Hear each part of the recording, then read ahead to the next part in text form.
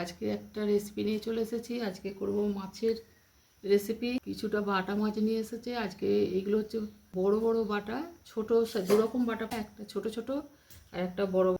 দুরকম বাটার খুব সুন্দর। এইসব পেটের মধ্যে ডিম আছে ভর্তি। মাছগুলো ভেজে নেবো। কড়াই তেল দিয়েছি, তেল গরম হয়ে গেছে।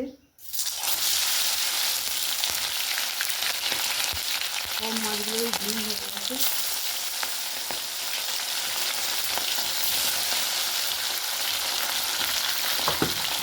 সব মাছগুলো এইভাবে ভেজে নেবো। আগে মাছ ভাজতে ভাজতে একটা মশলা করে নেবো।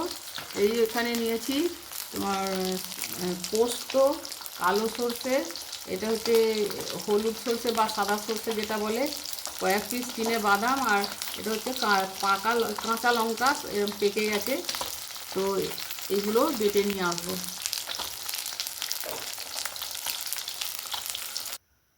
মাছগুলো ভেজে সব তুলে নিয়েছি বন্ধুরা। এই যে মাছ সব ভেজে তুলে নিয়েছি। তো ওই তেলে আরেকটু সর্ষের তেল আরেকটু দিয়েছি, কালো জিরে ফোড়ন দিয়ে দিলাম। এর পেঁয়াজ কুচিটা দিয়ে দিচ্ছি। ভেজে নেবো। পেঁয়াজটা ভাজা হয়ে গেছে। এবার মশলাটা দিয়ে দিচ্ছি। এই যে দুরকম সর্ষে, পোস্ত আর চিনে বাদাম আর কাঁচা লঙ্কা।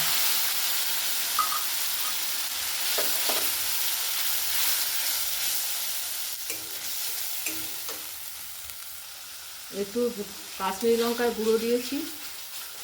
মশলাটা কষে নিয়েছি, একটু জল দিয়ে দিচ্ছি। বাটা মাছের কারি তৈরি করছি বন্ধুরা।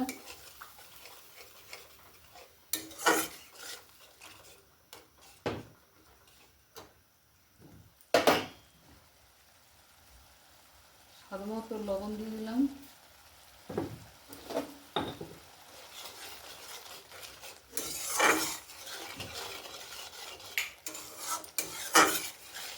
আরেকটু এটা ফুটিয়ে নেবো। মশলা কষা হয়ে গেছে, আর একটু জল দিয়ে দিচ্ছি।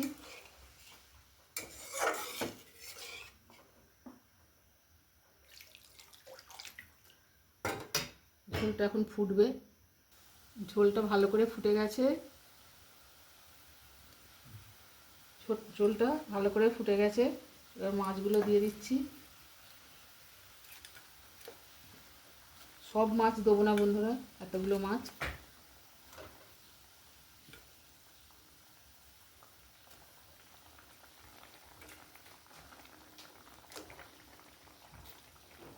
চারটে মাছ দিয়েছি। এই মাছগুলো আর থাকবে।